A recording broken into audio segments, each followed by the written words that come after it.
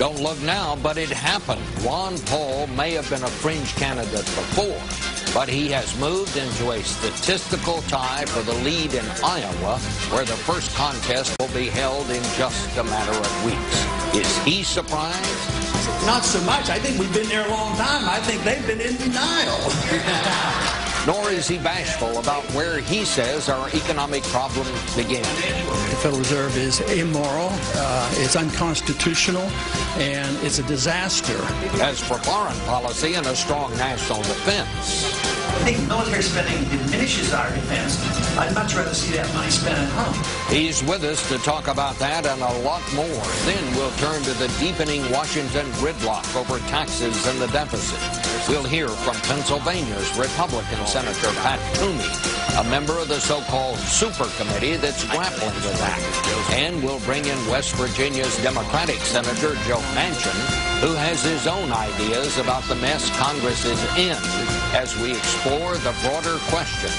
Is all this the reason that Paris Hilton, according to some polls, is now more popular than Congress? This is Face the Nation.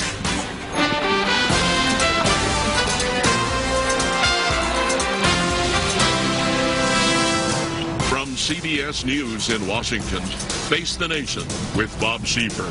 And good morning again. We begin this morning with Congressman Ron Paul. The polls, Mr. Paul, suggest that you are now in the thick of it out in Iowa, basically in a statistical tie with Romney, with Kaine, and with Mr. Gingrich. So I want to ask you some questions now that you're among the front runners. We need to know more about your positions on the issues. And I want to start with foreign policy, because your statements over the years, posted on your website and elsewhere, some of the things you have said in the debates, suggest that you believe that 9/11 happened because of actions that the United States took.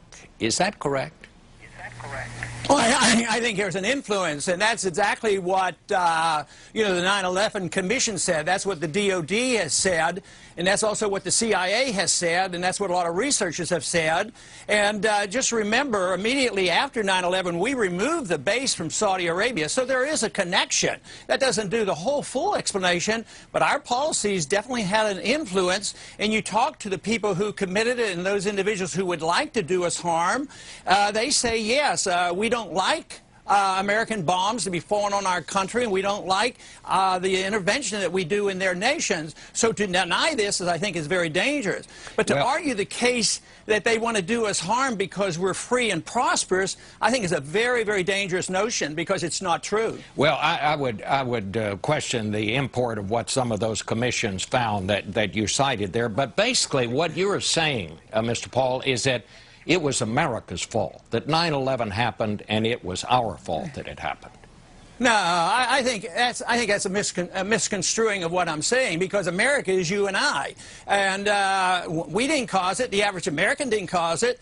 But if you have a flawed policy, it may influence it. When Ronald Reagan went into Lebanon, he deeply regretted this, because he said if he'd have been more neutral, those Marines wouldn't have died in Lebanon, because the policy was flawed. The same thing that McNamara said after the Vietnam War, and he wrote in his memoirs that, you know, if he would have changed, if we don't learn from our policies, it won't be worth anything. So I'm saying policies have an effect, but that's a far cry from blaming America. Well, I mean, in America, you're supposed to be able to criticize your own government. You're supposed to be able to criticize your own government without saying you're un-American. But that's what the implication is. But what you are saying, it was the government's fault. That basically is what you are saying. Let me move on from something else. I'm saying the policymaker's fault. The policymaker's fault. Contributed to it. All right. Contributed to it. Let me ask you this. Am I correct that your idea of how to discourage Iran from building nuclear weapons is to be nicer to Iran's leaders? Is that correct? Well, no, I think to be, we have 12,000 diplomats. I'm suggesting that maybe we ought to use some of them. But just think of how we prevented a nuclear war with the Soviets when the Soviet missiles were put in Cuba. We didn't say we're going to attack you. Kennedy and Khrushchev talked, and they made a deal. You take your weapons out of Cuba, we'll take them out of Turkey. That's the kind of talk that I want. I think the greatest danger now is for us to overreact, and this is what I'm fearful of.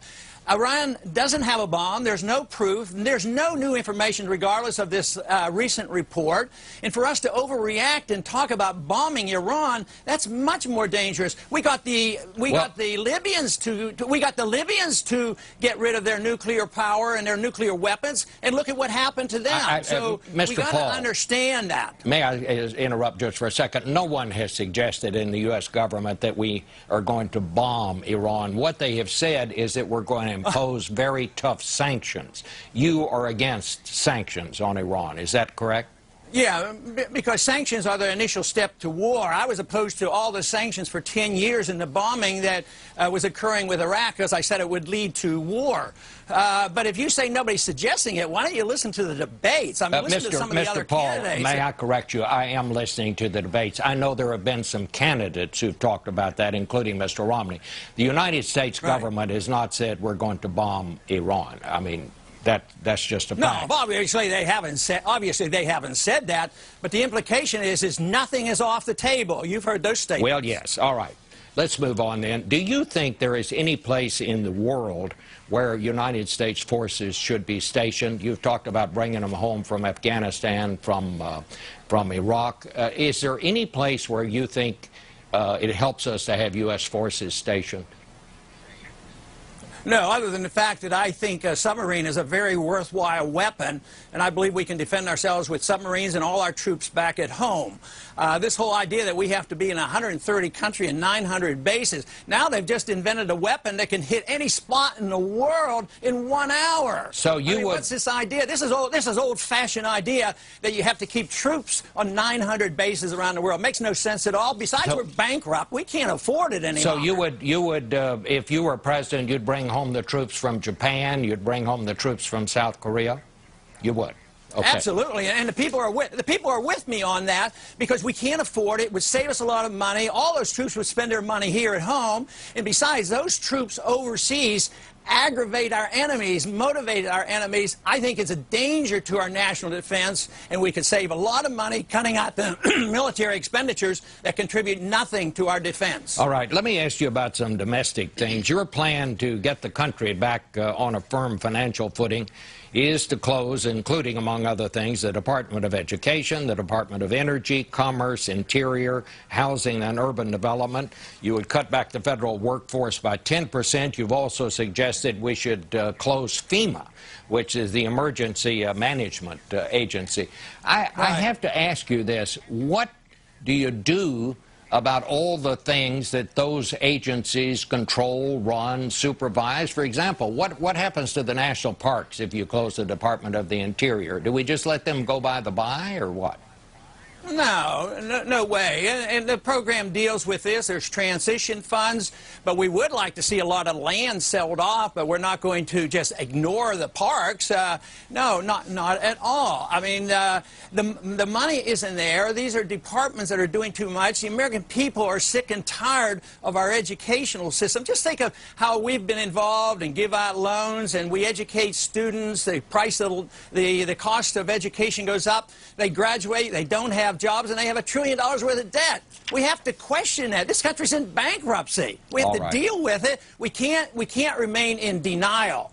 And that is my argument, and believe me, this is why I'm getting a good reception on the campaign trail. All right. Well, we want to thank you for coming on this morning and for answering the questions. Ron Paul, thanks for being here this morning.